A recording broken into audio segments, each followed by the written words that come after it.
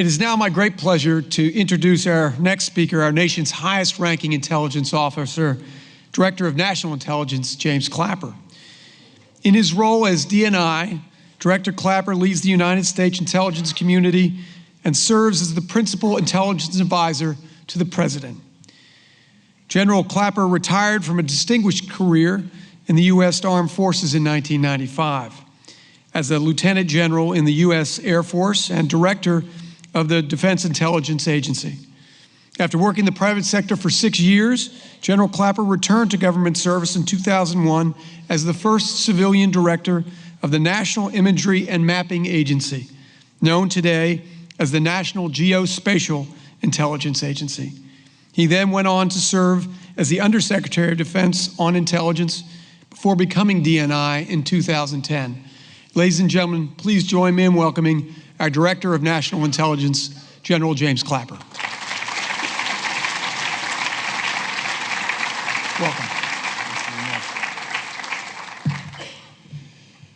Thank you, Mark, for that kind introduction, and thanks for being such a great host. And for whomever decided I should follow Chancellor McRaven, I'll offer a much more sarcastic thanks. This seems to happen every time I come here. In all seriousness, Bill McRaven is a great American, a skilled warrior, and someone I consider a personal hero. He's a national icon. And, yes. Now, I follow the advice and counsel without question that Bill McRaven has offered. And I know you're all familiar with his iconic advice the first thing is to make your bed. I know you've heard that. And so I did have to, it was a very early get up for me this morning because I flew here this morning. So I was going to endeavor to make my bed, just like Bill advises, except I got a groggy but assertive voice from my wife, not this morning. But I tried. But he's right about that. There is wisdom here. If you can't do the little things right, you never get the big things right. And following Bill at the lectern is a big thing. Bill did an excellent job of capturing the essence of the challenge for intelligence, to eliminate, which we rarely can do, or at least reduce uncertainty for a decision maker, whether that decision maker is in the Oval Office or, to stretch the metaphor, an oval foxhole. So Bill, thank you once again for your long and distinguished service and your friendship. Also, I want to pay tribute to a mentor of mine, Admiral Bobby Inman. Just as he's mentored Admiral McRaven, he's mentored me for a lot of years. Admiral Inman officiated at my promotion ceremony for Colonel in 1980, 35 years ago. And I've never forgotten that. He's been a great mentor to me ever since. I'm very, very pleased and honored to be just a small part of this very significant milestone. It's a significant milestone, obviously, for the Central Intelligence Agency, but it is also one for the entire intelligence community. This afternoon, John Brennan, I thought, did an excellent job of taking a long historical look at the President's daily brief, long in terms of the year's span. I could not be prouder, I could not ask for a better partner, colleague, friend, and as we call each other, foxhole buddy than John Brennan. And I'm so proud of the relationship that we have had during not only going back to John's tenure in the White House and now in his great service as Director of CIA. And he spoke very eloquently, I thought, about the significance of the PDB, as did our panel members, from the Kennedy and Johnson years. By the way, the CIA modernization effort that John talked about, integrating the disciplines and capabilities across the agency, reflects changes that we've been making as an intelligence community.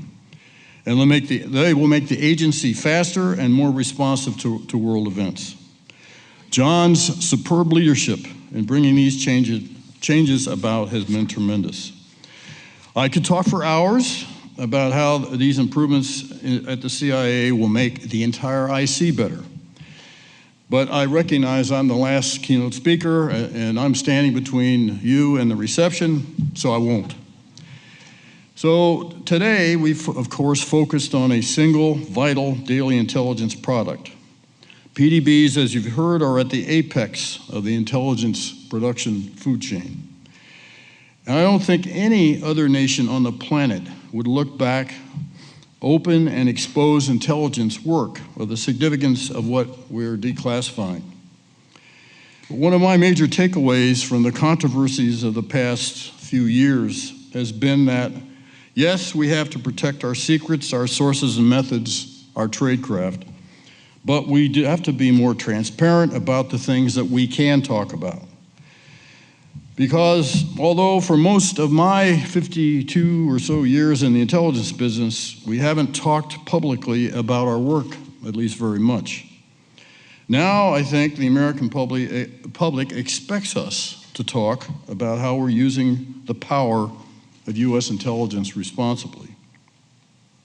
That's a lesson I personally believe we didn't learn quickly enough, and that we, by the way, certainly includes me. And so more and more, we're discussing our work to help correct misunderstandings and to try to help people grasp what we do, to show that we're worthy of America's trust and to prove that we make worthwhile contributions to the security of Americans and our friends and allies around the world. It's why over the past 2 years, the community has declassified thousands of pages of documents about our work, and importantly, about the oversight of our work that's conducted by all 3 branches of our government. By publishing these declassified documents on our Tumblr site, IC on the Record, and pushing them out on Facebook and Twitter, they reach millions of people in the US and around the world. That includes as well our adversaries, who have also learned a lot from our transparency. And Admiral Inman, I think, spoke very compellingly about this dilemma. But we believe transparency is worth the cost. Releasing historical documents like we're doing today is another way we can talk about what we do, while protecting the tradecraft behind today's intelligence work. And I believe the PDBs we're releasing today are from a particularly interesting time in our nation's history. I received my commission in the Air Force when Kennedy was president. In fact, in August of 1962, I met President Kennedy at the ROTC summer camp I was attending at Otis Air Force Base, Massachusetts. And as luck would have it, I was in the front row of the rope line, and President Kennedy came by and spoke briefly to each cadet, most of whom, when he asked, were planning to be pilots. And he got to me and he asked me what I planned to do in the Air Force, and I said I wanted to be an intelligence officer. And he simply said, "That's good, we need good intelligence officers." Never forgot that, obviously. So I also served, of course, in Air Force intelligence through President Johnson's time in office, and served 2 tours in Southeast Asia, the first one in Vietnam in 1965 and 66. All to say, this event has personal significance for me. I think there is a certain relevance and symmetry to John opening today's event and my briefly closing it. And I'm here, of course, because 10 years ago, under the Intelligence Reform and Terrorism Prevention Act, the management of the PD process moved from the CIA, the Central Intelligence Agency, to the Office of the Director of National Intelligence. And so, as a result of that, in the past decade, the PDB truly has become an IC product, as John mentioned. But we've tried to build on the PDB process, try to build on the foundation of CIA's tradition of excellence. And I think I can say, and I'm proud to say it, that I believe the intelligence community writ large is living up to that CIA legacy. CIA continues to be the mainstay of producing PDB articles. but the rest of the IC makes major contributions as well, all 16 components of the community. Every intelligence agency and element has contributed material that has made it to the President. It is truly a community effort. It's been an honor this afternoon to be at this library to talk about the work of our top analysts. President Johnson himself once said, quote, "A president's hardest task is not to do what is right, but to know what is right." Having worked closely with and for our current president, I can absolutely vouch for President Johnson's words.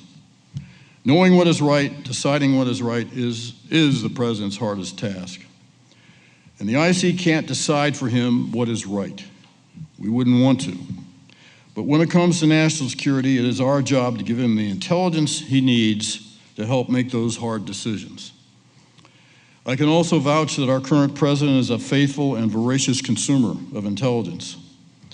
And he's been right there with us through the difficulties of the past few years. I believe he has a profound understanding of the intelligence community, the intelligence process, where his intelligence comes from, and importantly, the men and women who do all that. So today, as we celebrate the release and publication of the documents that inform Presidents Kennedy and Johnson, each the most powerful man in the world in his turn, I want to assure the American public that today's intelligence and today's PDBs live up to the CIA's tradition of excellence, exemplified by the briefings you can now read here in President Johnson's library. And that today's PDBs tap the excellence and the diversity of thought of the entire intelligence community. So again, it was a great honor for me to be here and play a small part in this really significant milestone, not only in the history of the CIA, but the intelligence community. Thanks very much.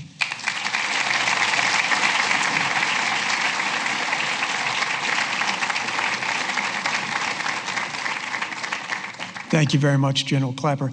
To conclude our conference, I'm going to bring up my friend, Joe Lambert, once again. Joe, I want to thank you and the CIA for not only releasing these documents, which are really a treasure trove to history, but for helping to organize today's conference. So thank you so much. Could you stay here? Yeah, of course. Well, as Mark said, this concludes the event today. The documents that were referenced throughout the day are live right now on the CIA's website, so you can gain access to them right now. Would you join me in thanking all of our senior intelligence community speakers today in the front row, both current and former.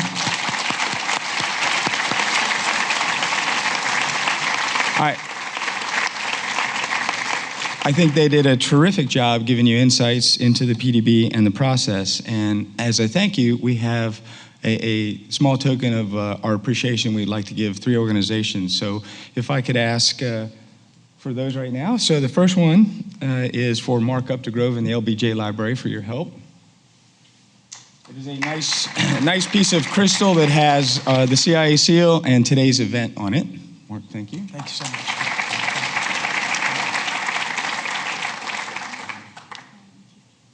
We have one for the University of Texas. So Admiral McRaven, if you could come up for this, please.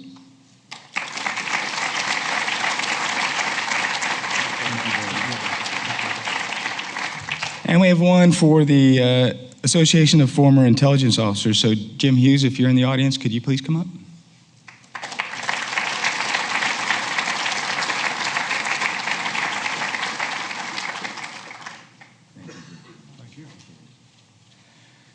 Thank you, folks.